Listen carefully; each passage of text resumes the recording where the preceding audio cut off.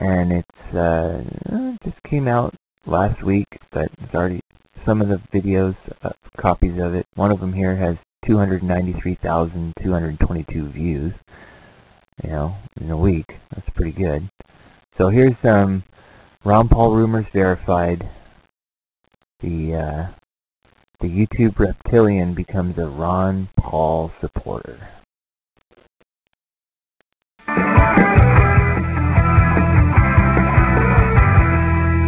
So I saw this rumor on the internet that I supported Ron Paul, and I was like, Ron, what? No. And then I saw the YouTube debates last night, and then I realized I actually do support Ron Paul, which I want to know how someone knew I liked something before I even knew I liked it. That scares me. But, yeah, Ron Paul just seemed to have all the right answers to everything. He answered everything like a real person, not like a politician. I think that's why I liked him so much.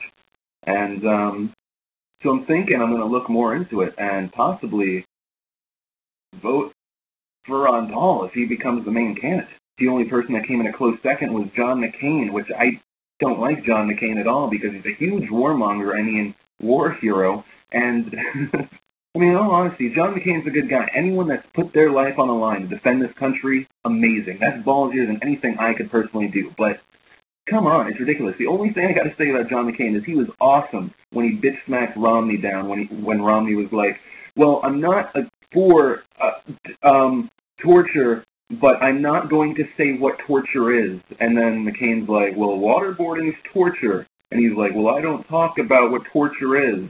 And McCain's like, you're a dumbass. You're a dumbass. And that was the coolest thing. That's why McCain comes in second, because he doesn't bullshit around. Now, obviously, I'm going to look more into this because I don't want one event to determine how I'm going to vote. So I'm going to look more into Ron Paul, because Ron Paul, so far to me, seems like the Republicans' Bill Clinton. Someone that's right, but, he goes to the left. He might be even the middle of the road. But he's very appealing to me, and I mean that in every way. No.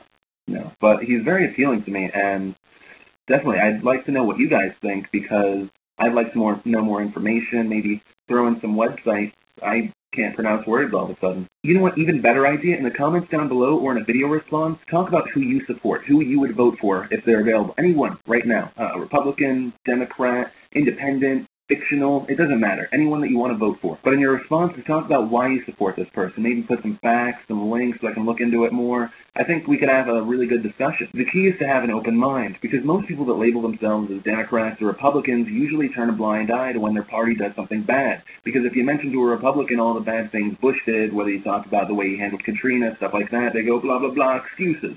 But at the same time, Democrats are guilty of the same thing. If you mention Clinton, oh, everything's good, even though no one talks about the Whitewater scandal. But this whole little spiel is just because I want people to be more informed. And I'm not just talking about you. I'm talking about me as well, because I'm not the end-all, be-all of information. God, I'm nowhere even near close to that.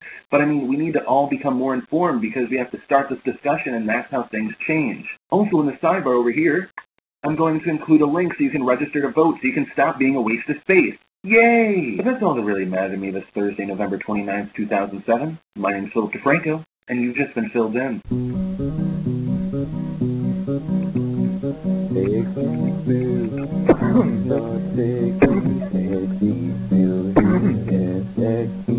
Okay, his name is Phil DeFranco.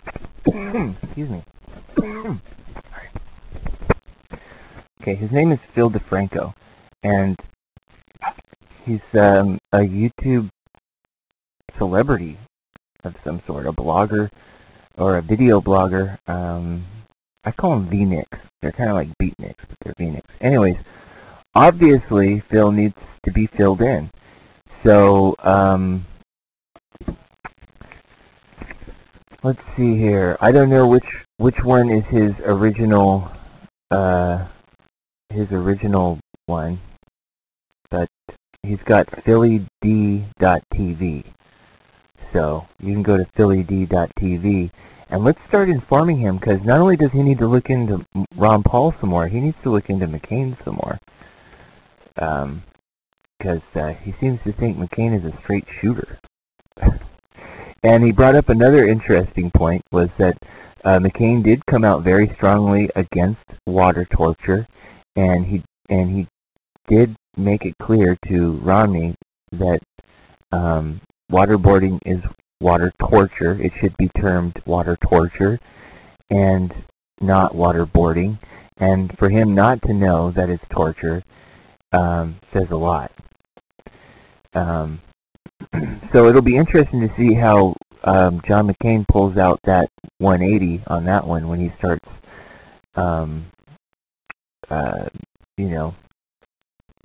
endorsing the water torture.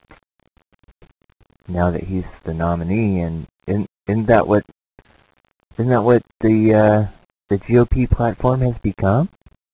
Isn't that what he's standing for? Torturing prisoners to make sure we can secure ourselves. Anyways, it's more of the same. More of the same, right?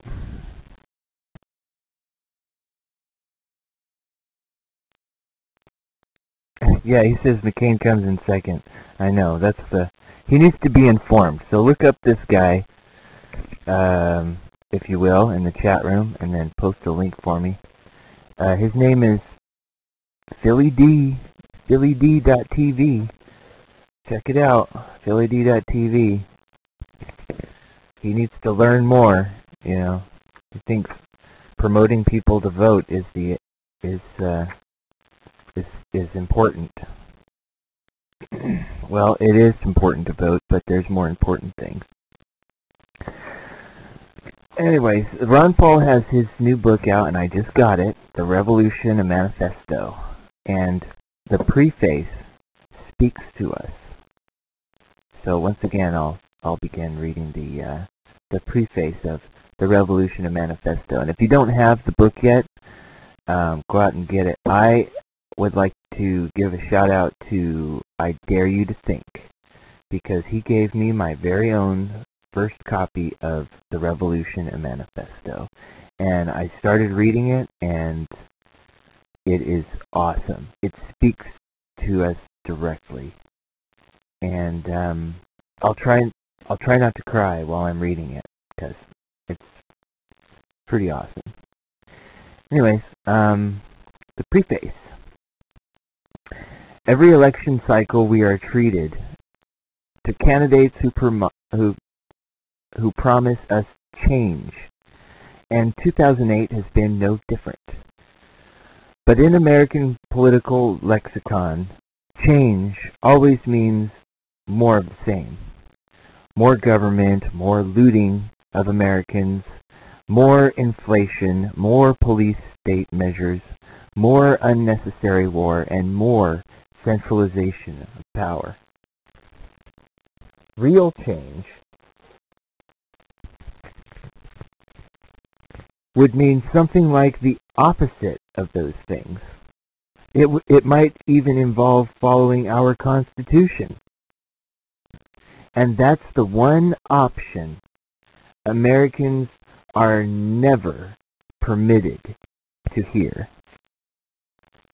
Today we are living in a fantasy world.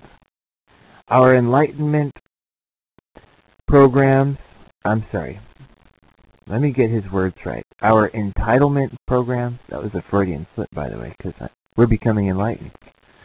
Our entitlement programs are insolvent. In a couple of decades, they will face a shortfall amounting to tens of trillions of dollars. Meanwhile, the housing bubble is bursting and our dollar is collapsing. We are borrowing billions from China every day in order to prop up a bloated overseas presence that weakens our national defense and stirs up hostility against us. And all our political class can come up with is more of the same.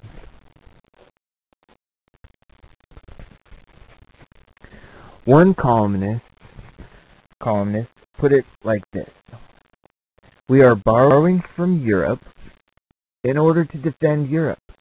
We're borrowing from Japan in order to keep oil flowing to Japan. We are borrowing from Arab regimes in order to install democracy in Iraq. Is it really isolationism to find something wrong with this picture?